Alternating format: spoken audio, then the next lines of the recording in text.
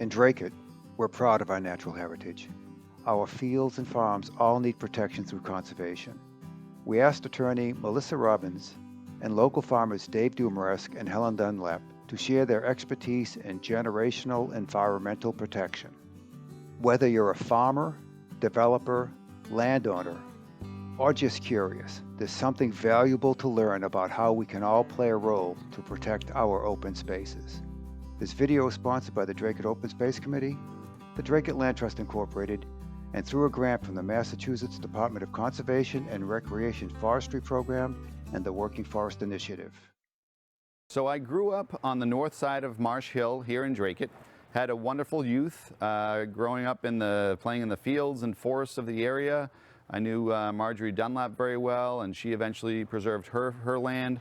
Spent a lot of time meeting her out in the woods. My dog would hang out with her dog while she was out there cutting firewood, and my brothers and I were out playing on the beaver dams and whatnot. And then through my youth, I worked on local farms as well to help the farmers and also to make some income for myself. After college, I joined the Peace Corps and I served as an agricultural extensionist in Ecuador. Did some work in some other countries in international development, agriculture related, and then came back to the United States and started farming full-time, leasing farms here in Dracut. And then in 2006, I bought this farm here. This was previously known as the Lazinski Farm, still also known as the Lazinski Farm, but also now known as Farmer Dave's.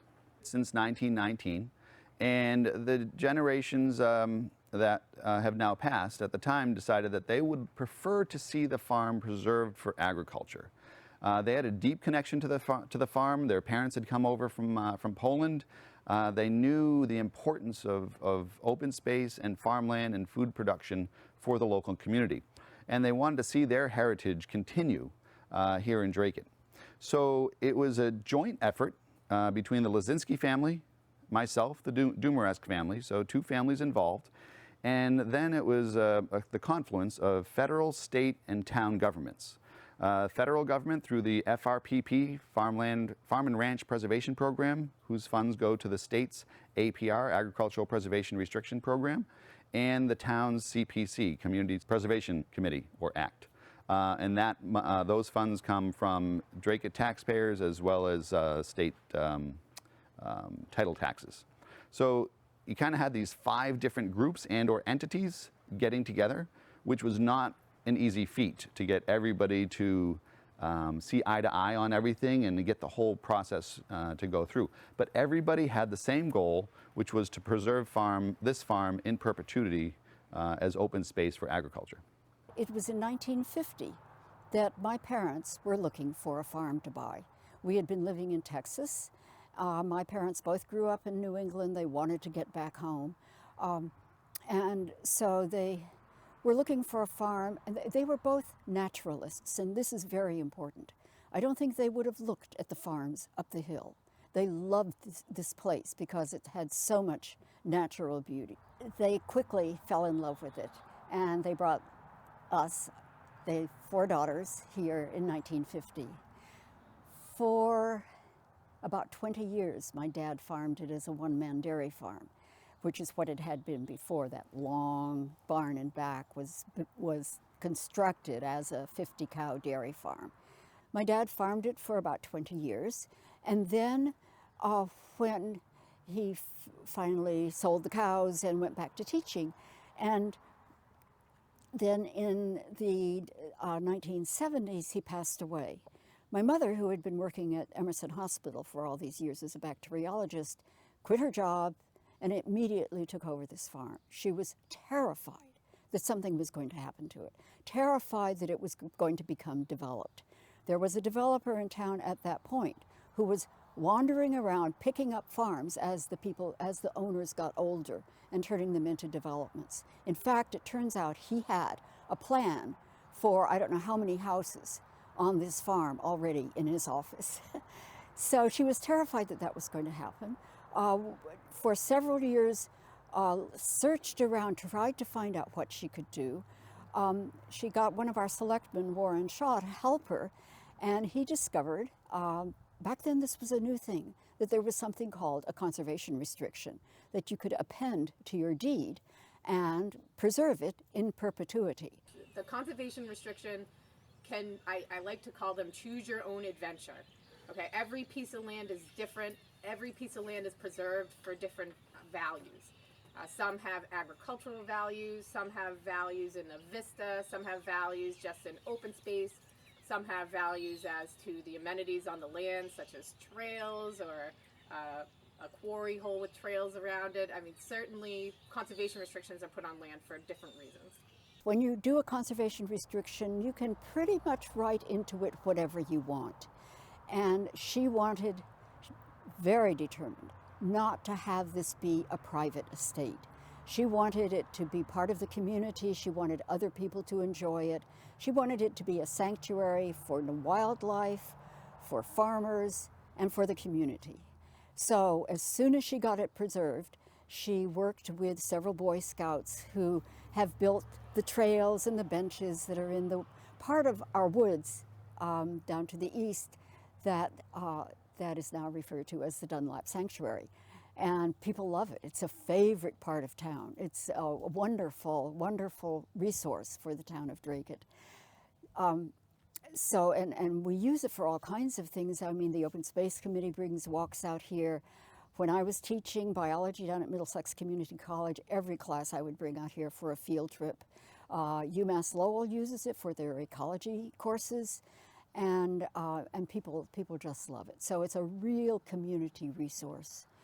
So not only do we have the value of this place as a preserved local farm, we have it as a preserved natural resource, a preserved recreational resource, and and the ecology, of course, as most people know now, is very important. I mean, the pure air, the pure water that results from natural land is not to be ignored. So the benefits that I've received in helping to preserve this farm is basically the main benefit is me having the ability now to be a farmer in an area where it's very difficult to farm and or find farmland. If this farmland wasn't preserved, I would not have been able to afford it. The mortgage would have been just too high to afford to produce enough crops to pay for the mortgage. So the benefit to me to help this farmland be preserved in perpetuity is for giving me the ability and the benefit of doing something that I love, which is farming and growing food for others. So here at Farmer Dave's, we are logistically located in a way that behind our farm is the Wheeler Village open space parcel.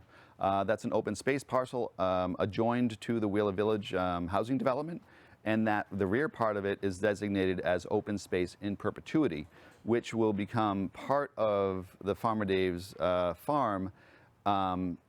And again, because there's all these programs to ensure that these conservation or agricultural restrictions continue in perpetuity, the nice thing is the town won't have to worry about, is somebody keeping an eye on that open space? Is the town going to need to hire somebody to care for it?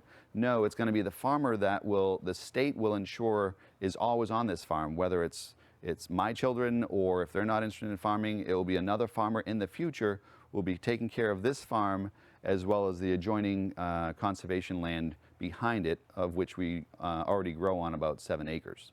So there'll always be a steward, and that's one other part of having open space and conservation restrictions, is who is going to be the steward of that land in the future.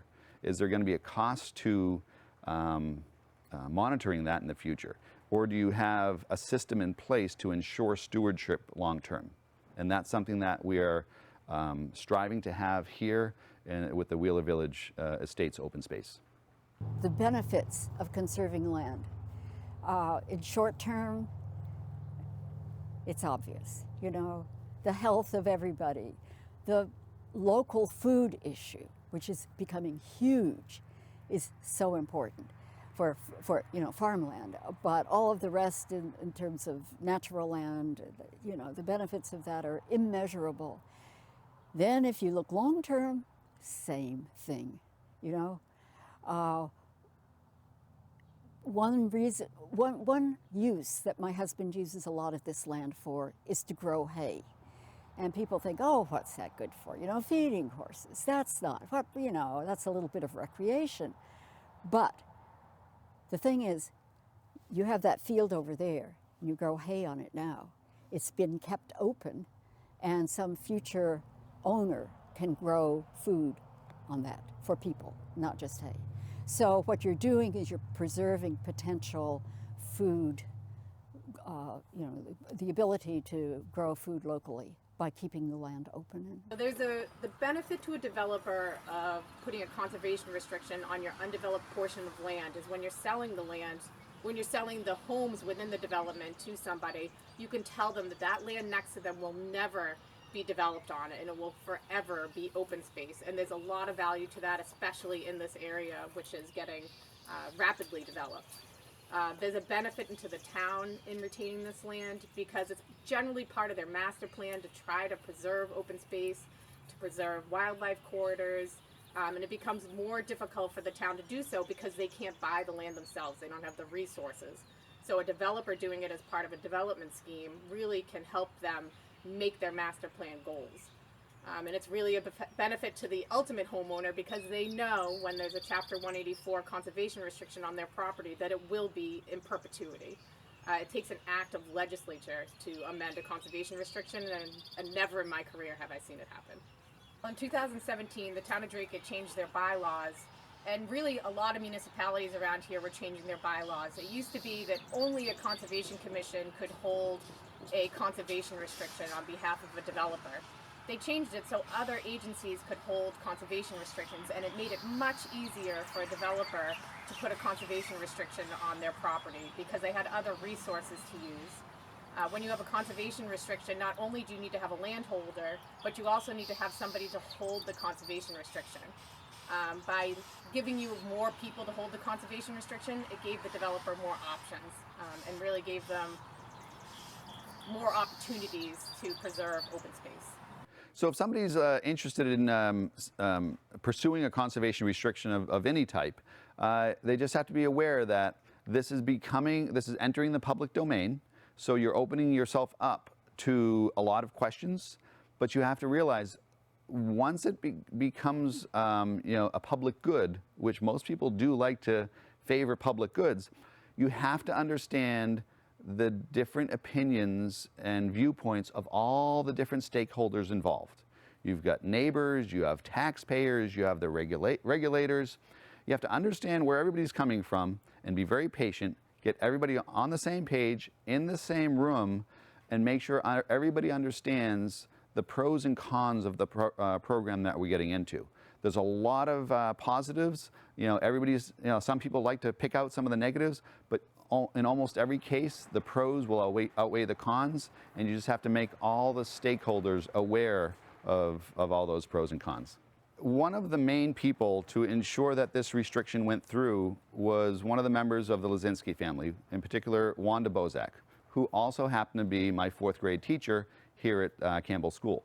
She was a very active member of the Dracut community. Unfortunately, she passed away in the last year. Lived well into her 90s though. But she was very instrumental to get her family all on board to make sure that this preservation took place. She was also very active with the players in the town of Dracut and then also in the state to try to get everybody together, get their heads together, get everybody on board to make all this happen.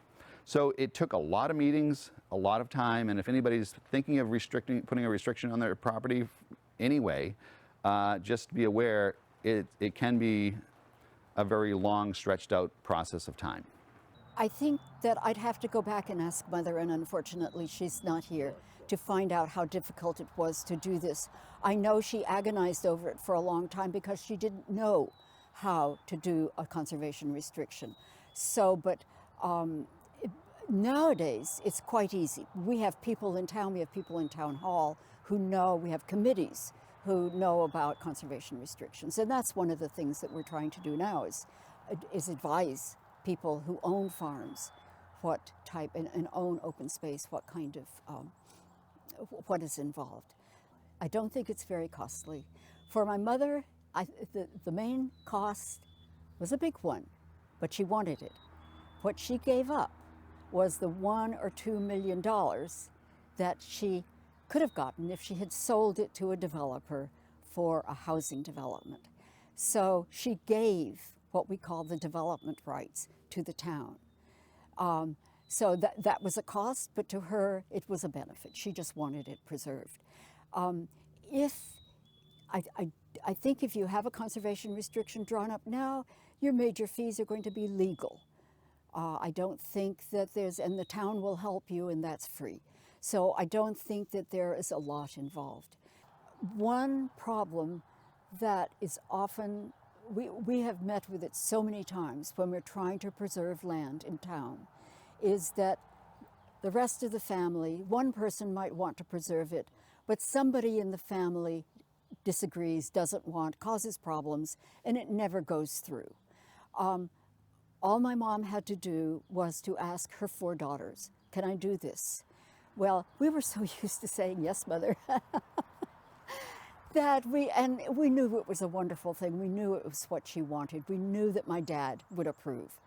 A developer can play a role in land conservation by choosing not to do a conventional subdivision and instead choosing an alternative which will maintain a large area of open space.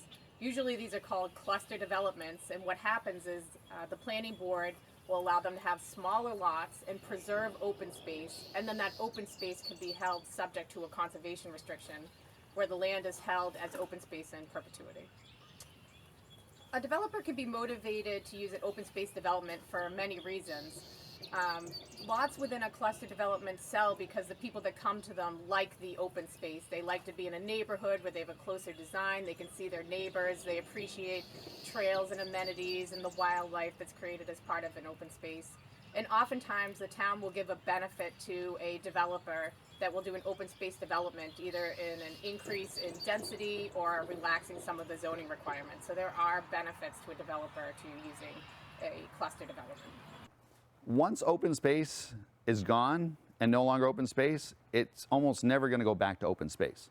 So in Dracut, every year we have less and less open space available. If we're going to have open space available to future generations, the time is now to preserve these acres as open space so that our children and our children's children and our children's children have some wild open areas and open space also to grow food for future generations as well. It's also, in my opinion, as a farmer, it's also national security. When we have a pandemic and people start questioning where's their food going to come from, is anybody going to be able to work, or is product going to be able to get shipped into the country or from the other coast, it's nice to know we've preserved a little oasis here in Dracut where we can continue to grow some of our food indefinitely in the future on this open space. Somebody driving by on Marsh Hill Road today looks at this farm and they see a working farm, they see cattle, they see chickens, they see beautiful open space, they see a trail down in the woods where they can go whenever they want. Somebody said, just think, if Mother hadn't done this, they would be driving by, what would they see? Covered with houses, roads, cul-de-sacs. How sad that would be. And they would have no idea what had been there before. How can regular people advocate for conservation? One is the point I've already made. The extensive value in terms of health, emotional, recreational, ecological that open space provides. The potential for local food being produced on that land. But then there are some other things that are less direct. If you had this farm covered with the houses that developer was going to put on them, think of all the kids that would be going to school, all the strain on issues like the fire department and the works, and the increase in taxes that would result. Would have to build an East Dracut school, that sort of thing. And the traffic, and the rural character of the town. You know, one reason my parents, I told you they chose this place in part because of it wasn't a perfect farm, because it had so much natural land on it.